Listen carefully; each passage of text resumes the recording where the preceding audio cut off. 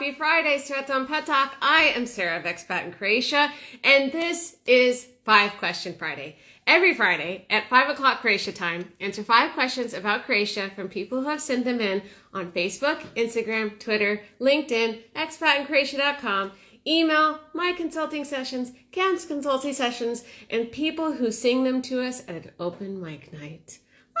So I have 5 great questions for you today, plus our lawyer tip of the week. Before we get started, I have some things to share with you. I'm bouncing off the walls a bit today because something happened that I've been waiting to happen for a very, very long time. No, it is not my citizenship approval. It is much smaller than that, but still big nonetheless. Oh, hey, Tyler, welcome. So let me tell you, I've been sleeping in my office for about 2.5 months. Why have I been sleeping in my office? I'm in my home office, not my actual work office. And it's not just because I'm obsessed with work. That actually has nothing to do with it. So this is a very Croatian story I'm about to tell you. I bought this apartment 2 years ago. And when I bought it, my lawyer looked at the land registry and the cadastar and checked it out. And we saw that they had illegally changed it into 2 apartments, which meant that what the actual property looked like did not match the records, the official records. So I could make a decision about that. I could say, okay, I'm not going to buy this apartment because of that. But I decided not to do that. I decided to buy it anyways because it was a really good deal and it met all my requirements and everything. So why did it not match? One, it was 2 apartments, not 1, but she, as part of making it into 2 apartments, she installed 2 outer doors illegally. She did not get approval from the building. She did not get approval from the ministry. And everyone in the building was really upset about it. And they sent a letter to the ministry of building blah, blah, blah. And the ministry didn't care and never responded about it. Even if they did, I wouldn't be at fault because I didn't do it in the first place. Now, I love my outer doors and the building does not care that I have outer doors. They're fine with it. They're not going to make me fill it in. Why am I telling you this story? So one of the outer doors was put in very badly. That's what happens when you put things in illegally. And it leaked. So whenever it rained, water would seep through the concrete and then come into the wall in these like striations and these different layers. And then mold would grow.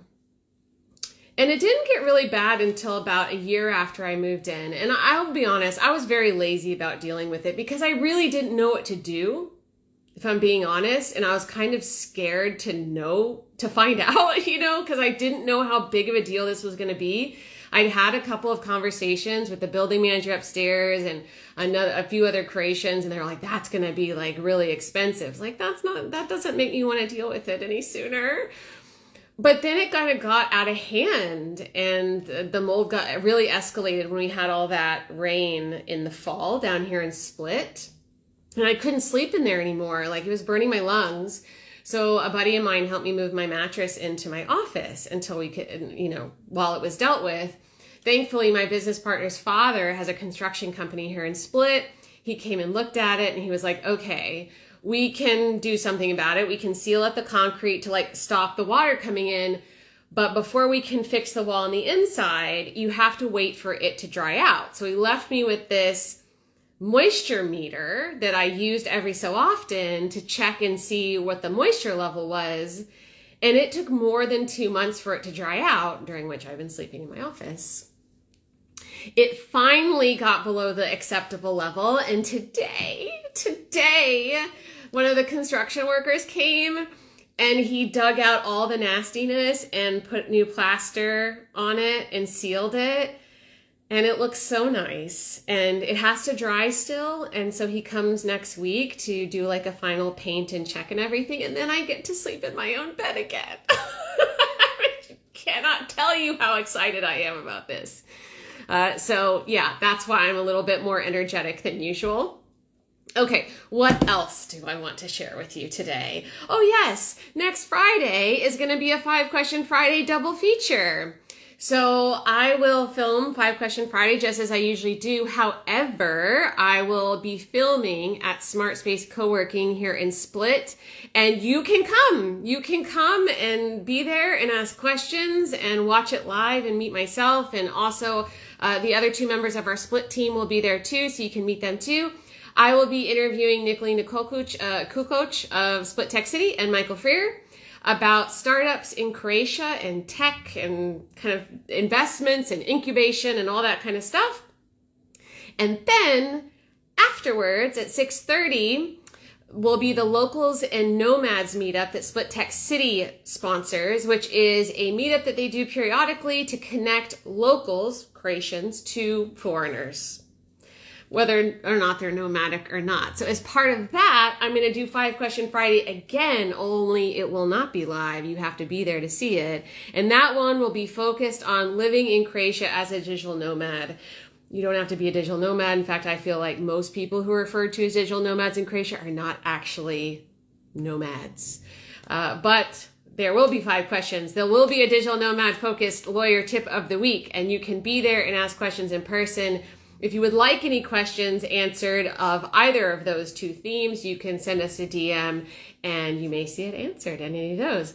So we have posted on stories already with the information about this event. If you have not seen that, you can always send us a DM and we'll be happy to get that over to you. And I know we've got another post going up about it, I think tomorrow in our feed.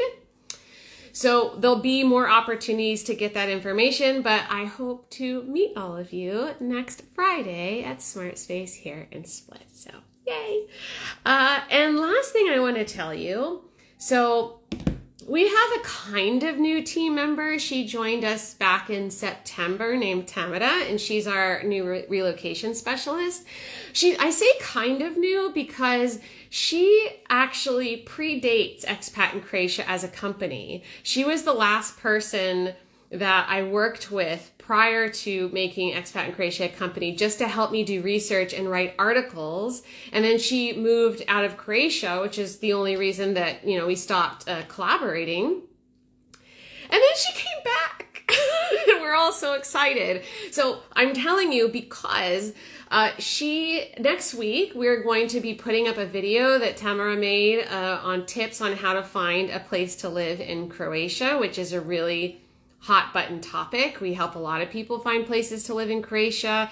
It's one of our most trafficked posts on the website. So her and I got together on Tuesday and we filmed videos, and she's never done videos before, and they came out so fantastic. I'm so excited to share them with you. So keep a lookout for those videos and give a shout out to Tamara in the comments. So that's it. Now we're going to go ahead and dive into the questions. Thank you so much for being here. If this is your first time joining us, this is 5-Question Friday, and I'm going to answer 5 questions about Croatia. So I hope you enjoy it. And if you do, follow Expat in Croatia so you can get notified the next time this thing happens.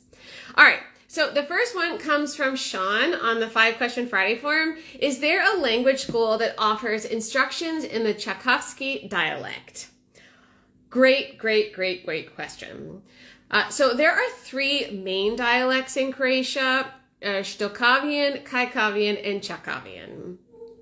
But there are like 1,000 different dialects that can vary by city and village and even neighborhood and island. So the standard dialect is čakavski, which is used in schools and government institutions. So there's no program at a university that would prepare teachers to teach a dialect other than that one. It's up to speakers of the dialect to preserve their unique language features. So while we couldn't find any courses or schools that teach specific dialects other than the main one, what we would suggest is getting a tutor that is local to where that dialect is spoken, who can teach you that.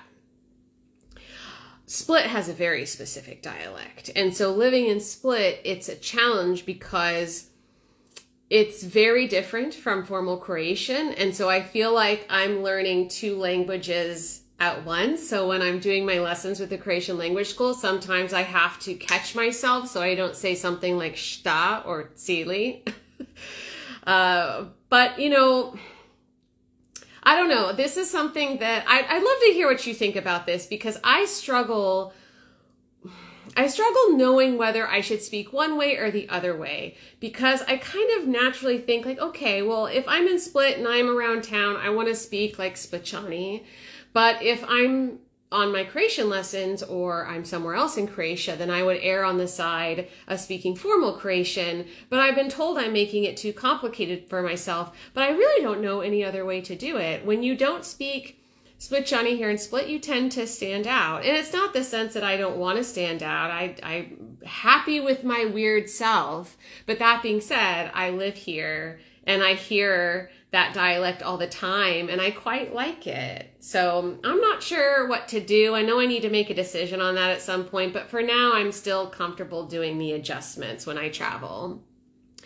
So we have a comment from Kenny Beach. My wife did this through Italki. She looked for someone who lives close to Zagreb. Oh, cool. So are you saying that your wife learned the dialect from somebody local? That's pretty cool. I am not super great at the Zagreb dialect. Really, all I know is Kai. But I would like to learn a bit more about that dialect to understand better what words they have and phrases that they use that are different than the formal Croatian, as well as what I'm dealing with down here in Split. I want to say we had a question at the very start, and I want to scroll up and answer it because I want to say that it applies to what we're talking about now. How to learn Croatian in the easiest way. Well, I gotta be honest with you, Croatian is not easy.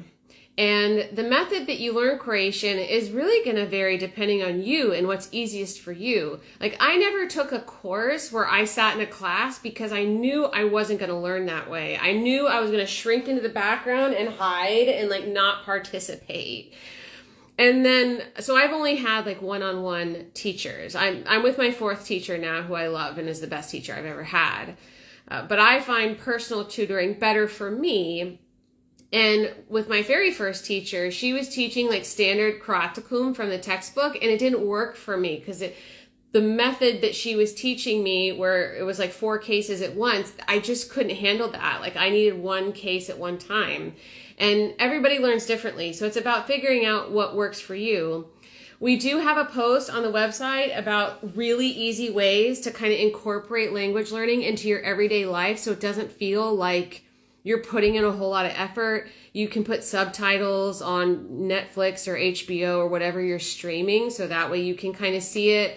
Some people I know watch Croatian television. You can watch the news. That's always done in formal Croatian, so it usually is a little bit easier to understand. You can also listen to the radio. Something I do is I read signs. Everywhere I am, I read the signs in my head or out loud. That helps me with my pronunciation. And if I don't understand something, then I'll translate it.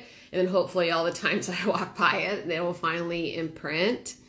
And then when I communicate with my Croatian friends, I text in Croatian, because if I do that, it encourages them to speak Croatian back to me. And if I'm texting, I have a whole lot more time to formulate a thought and also respond to them. So it's a lot easier than having an improvised conversation for me in particular. Thank you so much for that question.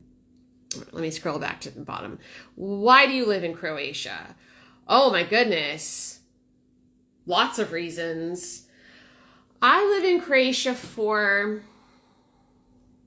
I feel like life is easier here compared to the life that I had in the States. I feel like I'm part of the community. Croatians have really welcomed me into their community. I feel like I fit here. I feel like I'm comfortable being myself. I'm inspired to be more myself. I figured out who I am living in Croatia. The water's clean. The air is clean.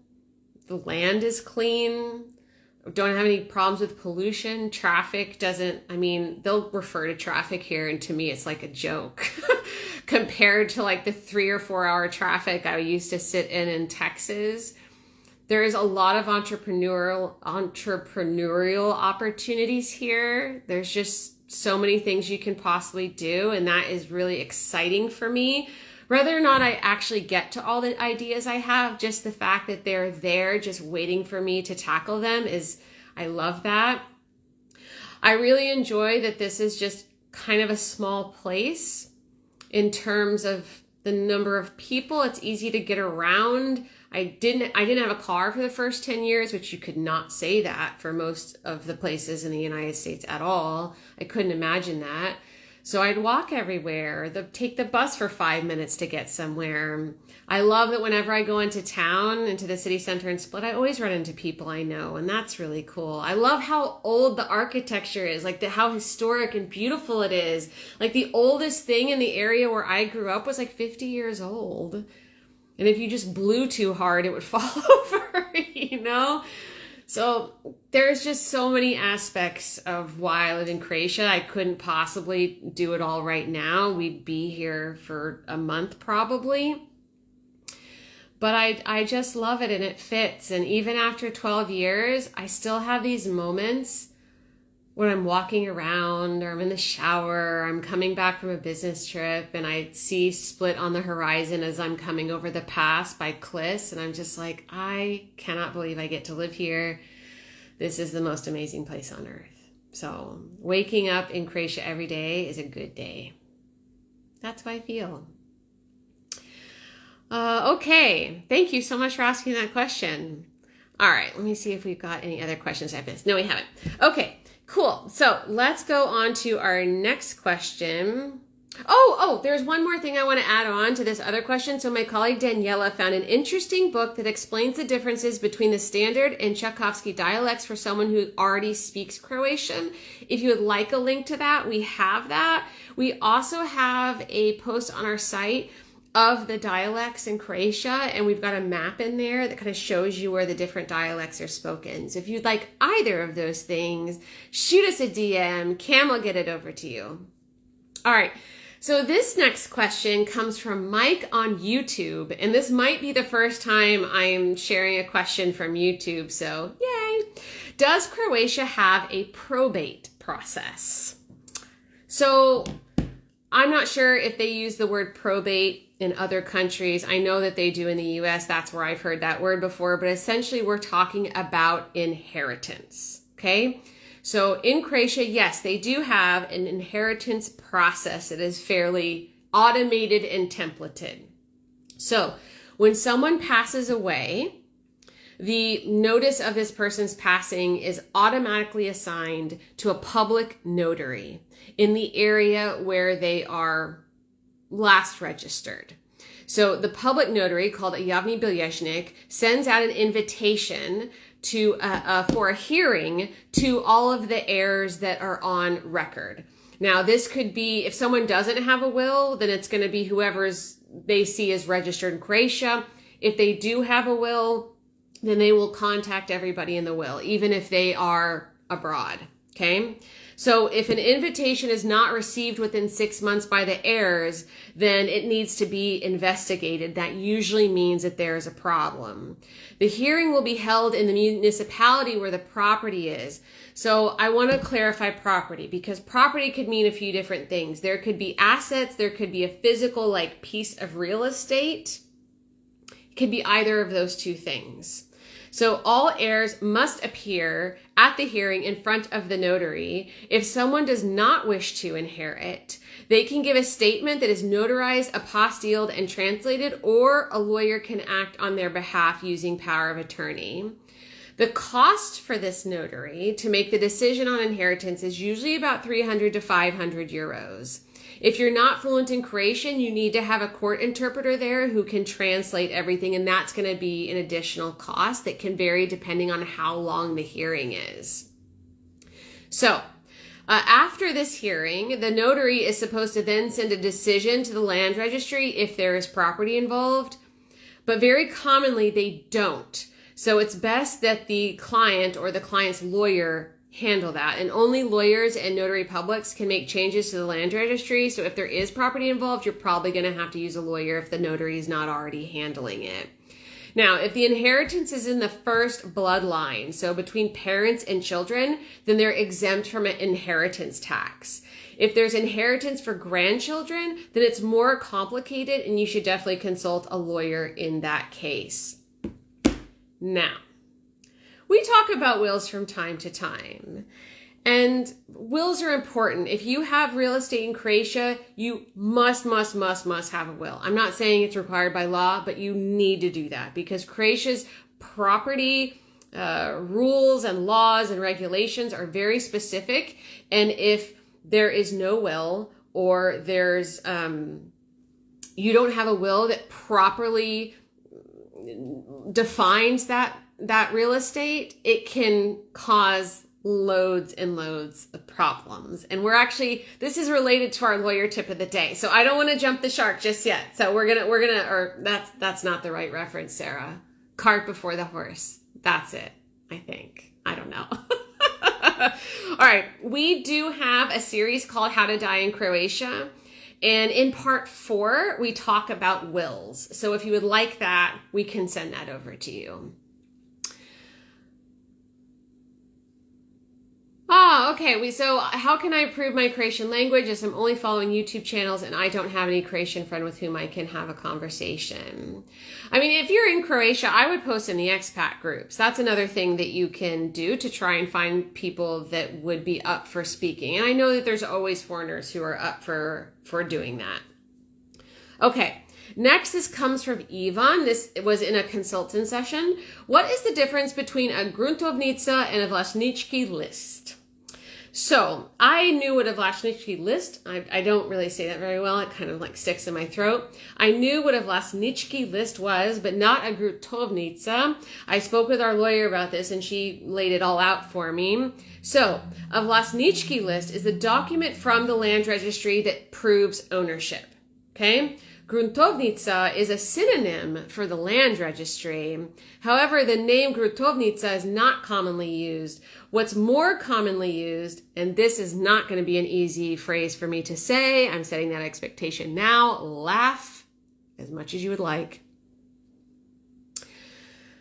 Zemljišnik knjiga, or some variation. Different municipalities call it something different, like usually some kind of variation. So we kind of dive into this a little bit more in our post on 9 things to know about buying property in Croatia. So if you would like that, send us a DM. This brings us to our lawyer tip of the week. Da, da, da, da. Okay, this is a direct quote from our head lawyer. Sort out your legal affairs sooner than later. Make a will and save your heirs 40 years of litigation and bad blood. You can always change it later. So we were just talking about this with Mike's question about probate. So if you have property in Croatia, a will is vital. We can always help with that. Okay, so our next question comes from Ayush on our 5-Question Friday forum. I'm an expat living in Croatia. Yay, me too! I'm in the process of working on a permanent residence in another country. For this, I need no certificate of having no... Wait, hang on. I need a certificate of having no criminal record from Croatia. Any guidance on how I can go about getting that would be appreciated. Oh, we can oblige.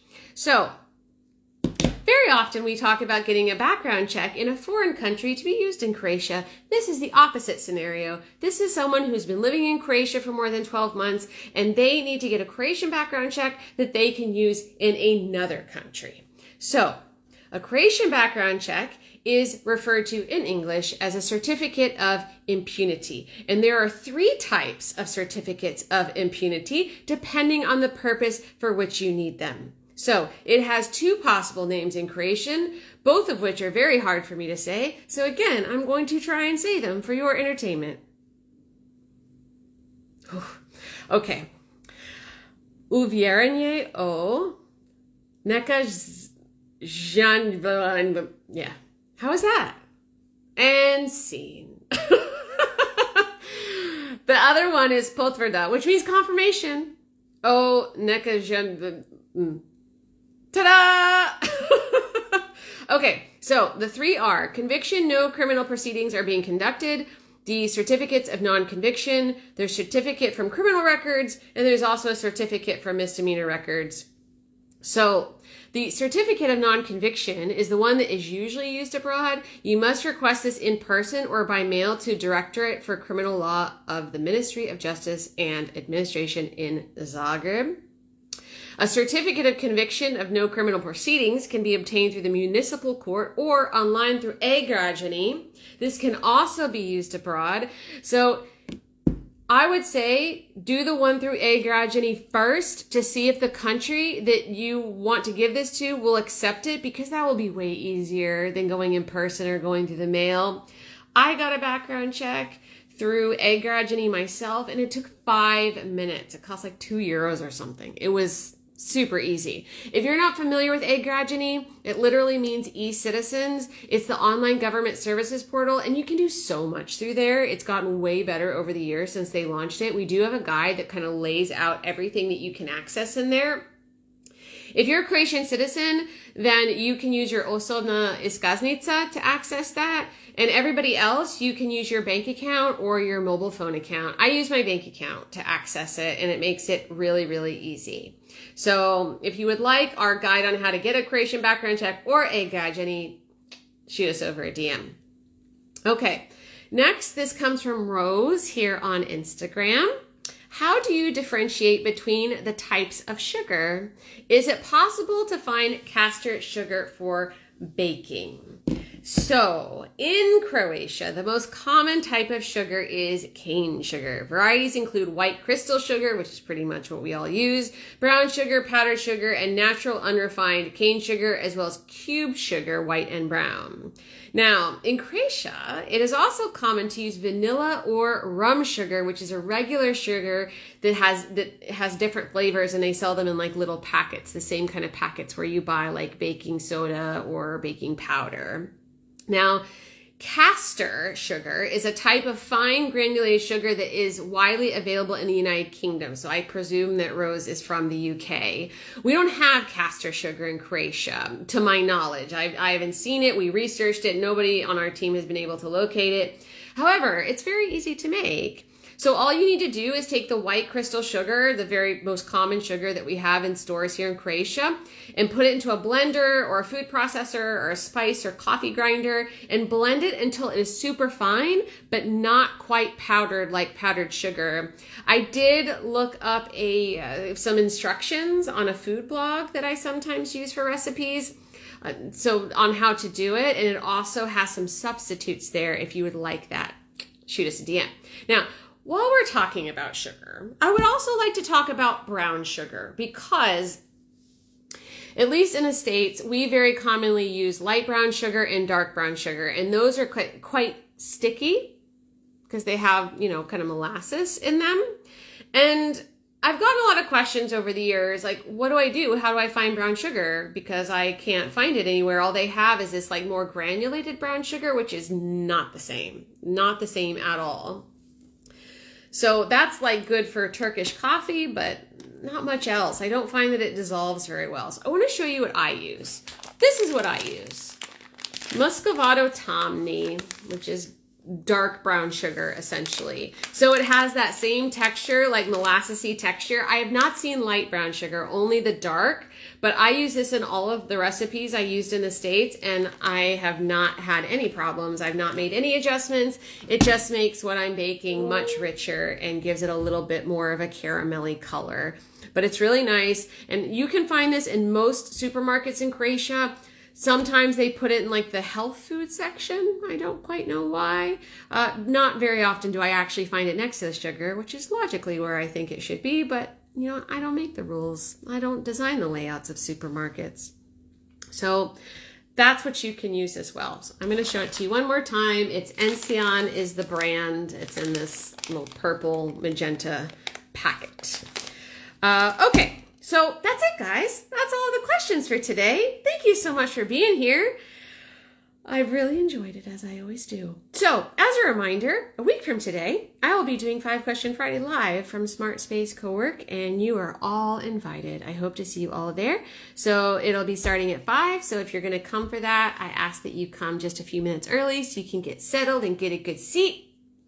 And then at 6:30, we'll be doing part 2 of 5-Question Friday, focused on living in Croatia as a digital nomad. And that'll be part of the Locals and Nomad Meetup, sponsored by Split Tech City. So I hope to see all of you next Friday. Oh, it's been a long week, guys. It's been a long week. I can't say that I'm not fried. The last thing I want to say is, isn't it beautiful weather we're having? I mean, it has been so sunny and warm all week. It's going to be 18 in Dalmatia on Sunday. 18! For the non-Celsius people, that's 65.